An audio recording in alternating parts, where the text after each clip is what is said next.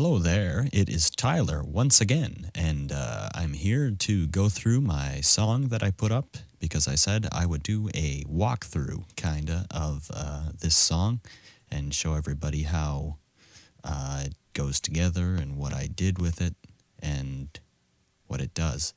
I'm fairly sure this is probably going to be glitchy because it's a full song, it has a lot of crap in it, and I'm trying to run a desktop recorder.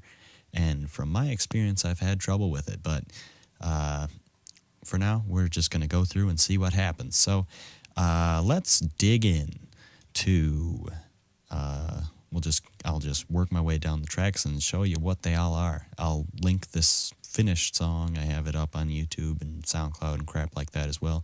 I'll put that in the description and you can look at it and listen to it and stuff. So here is the song as it is, starts off with, there's a vocal. How I separate all the vocals and stuff is I have them on tracks like that, and I auto-name all of them and everything. I have all my whooshes and my chinas, crashes, and I have a few effects, filters.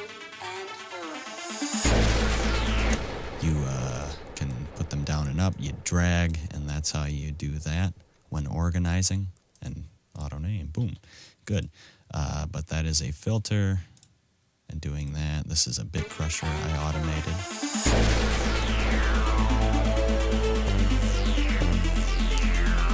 Which you can see in this part, automating bit crusher.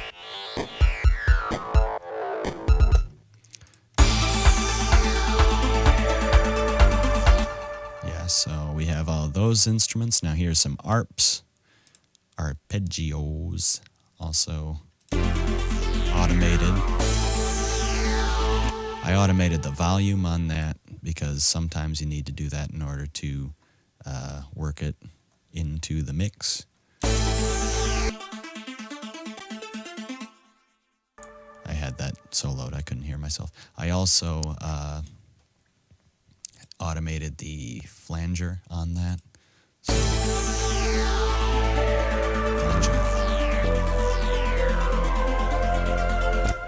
pretty fun. That first sound, I believe I put in my Sytrus Preset pack, which you can download from a video, or from a page on a video, which I uploaded. I'll link that as well. It's a useful pack. I probably will make more of them as time goes on if people request it. So check that video and download that pack for Sytrus if you want. If you don't, then I'm not going to make you. You know, I don't have that power. So, but anyway, here is...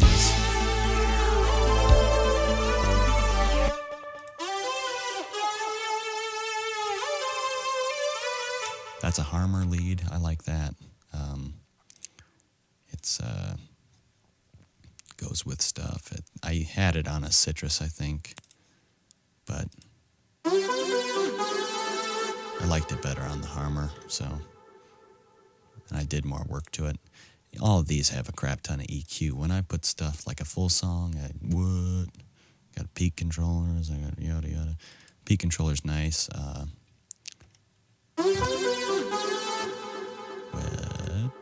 Oh, that's at the end, I think, for this lead.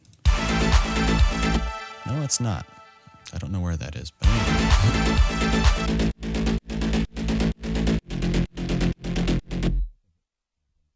Dang it. All right, that is a very distorted Harmer also for the drop, I guess, if you want to call it that.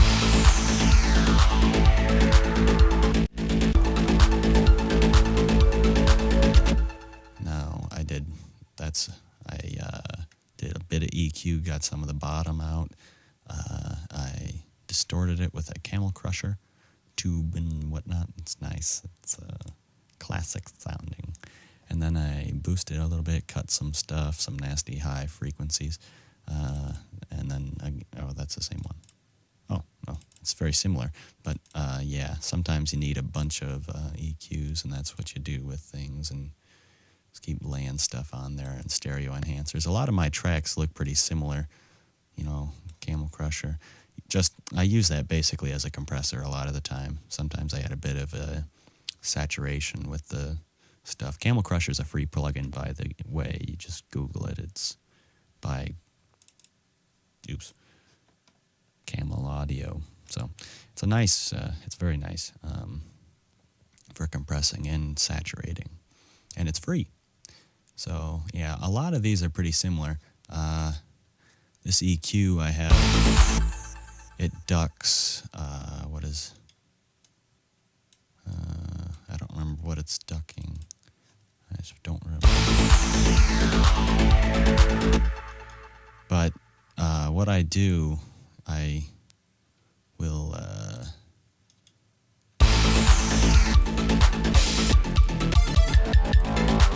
don't know where it's ducking. What? That's the choir, so that's over.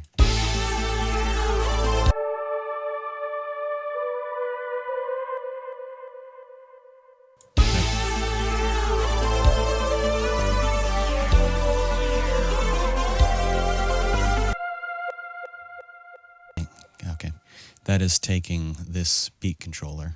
That's see, it takes that form and puts it on, I think it's 6. You have to put the peak controller on, then I made this nice little equation. 0.5 puts it in the middle, minus 0.2, that's arbitrary.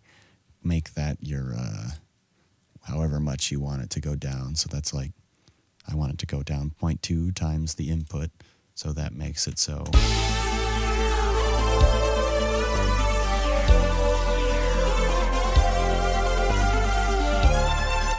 You can also adjust that if you want to change the, I don't know, I guess the amount of, you want the peak controller to work.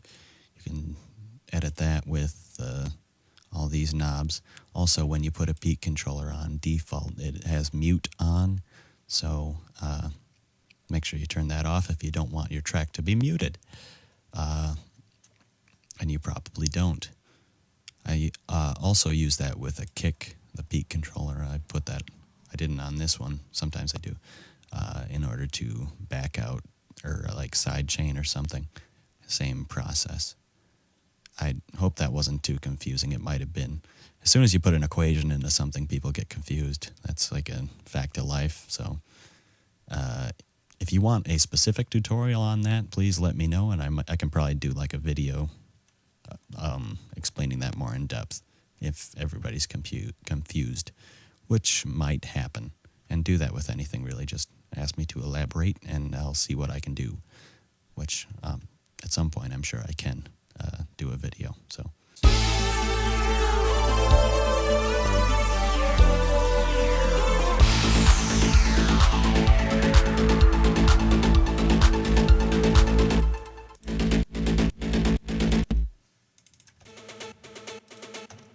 That's two things layered together.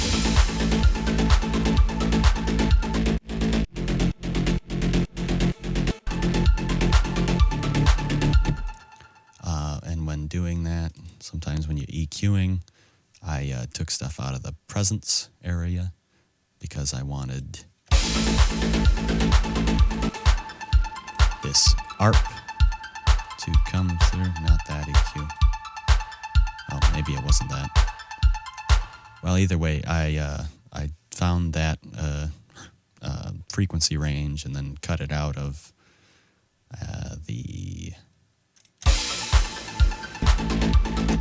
one of these EQs. Yeah, around there, 900. I don't know if I was showing the right EQ on the other one, but sometimes you just kind of check out those frequency ranges and cut in something you want to bring out, or cut in something you want to make room in, and then do more cutting than adding. That's a good rule of thumb.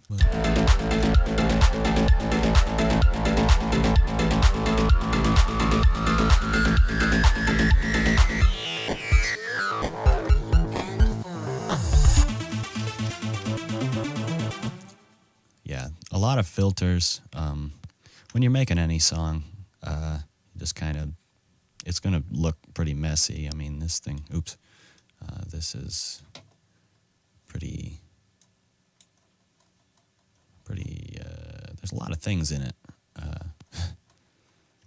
So things get complex when you want them to be. And usually, not always, but a lot of the time, if you put work into something, it sounds good. So there's a lot of fine EQing that you got to do, and that's tedious. But normally, if you put a lot of work into something, you get something pretty good at least out of it.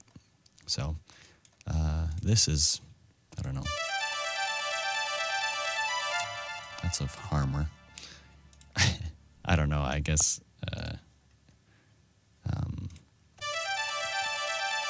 it's just two units, two voices, a little bit of delay, and then the stereo enhancer is good to use. It makes things wide and brings them out and makes them